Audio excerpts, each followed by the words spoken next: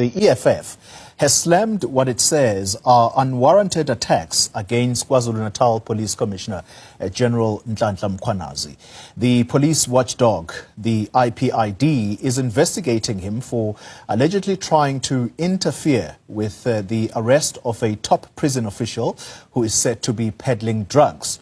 Now, the EFF Member of Parliament and Portfolio Committee member of the police in Parliament, Mazwi Blose, joins us tonight to discuss their strongly worded statement. Mr. Blose, good evening to you, and thank you very much for your time. You say at the start of your statement that these are malicious and coordinated attacks against General Nhlanhla Mkhwanazi. Let's back up what you are saying there. What do you base this on?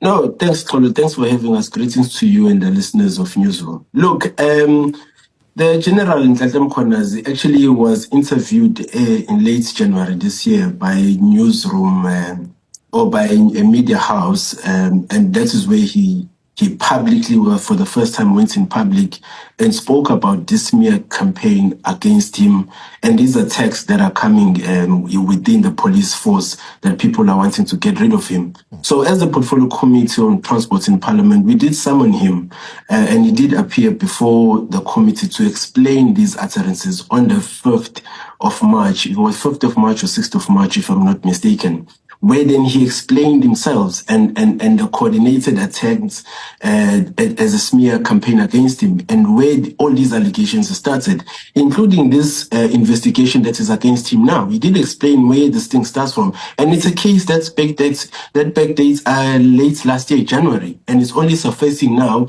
because of the fights that he's been doing in KZN against the police, against the crimes, and those who benefit from the crimes that are happening in KwaZulu-Natal. So, and in the Portfolio Committee, when he appeared, he did mention the people who are involved, close associates of the minister, in the presence of the minister. And the minister never once, disregarded his claims as false or malicious. He was there in the Portfolio Committee, he kept quiet. So we take what the general is telling us as fact, because he has never sugarcoated it. He's never went behind anyone's back, but he has outspoken about this smear campaign against his name. And today we see it coming to light, as he has told us.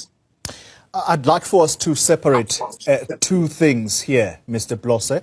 The one are the operational matters of the police in KZN, and then we'll talk politics a little later. So let's start with what the Independent Police Investigative Directorate is saying here, and that is that they are concerned about the number of suspected criminals who are dying at the hands of police officers in KwaZulu-Natal.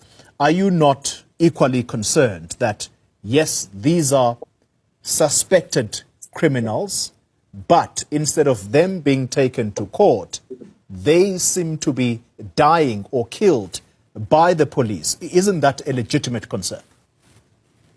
No, actually, we must be able to analyze that in context of KwaZulu-Natal, because the crime levels that are happening in KwaZulu-Natal are of a very serious concern, and including the cash in transit heist, people who are being killed on the daily basis there, Umlazi and Inanda murder rates are at extreme high levels. So the criminals of KwaZulu-Natal are highly armed, and for them to be apprehended, they respond to the police with fire. And when the police respond back in their defense, then some casualties are going to be there. But you cannot then isolate, the crime levels of KwaZulu-Natal and the level in which these criminals are dying, or these suspected criminals are dying. Because if indeed they were not guilty, I do not suspect that the police can just go in to arrest a suspected criminal and just shoot them, kill it, if they were not responding to fire. So we ought to look at the context in terms of everything that is happening. And also, why would we want to place the dying of these suspects on the general? Why are we not probing an investigation to find out what is the cause of these suspected criminals being killed? Why must we just go for the head of General Nhlanhla Mkhwanazi and not want to get to the source of the problem? So KwaZulu-Natal is a crime-ridden province, and we ought to analyze it in that context.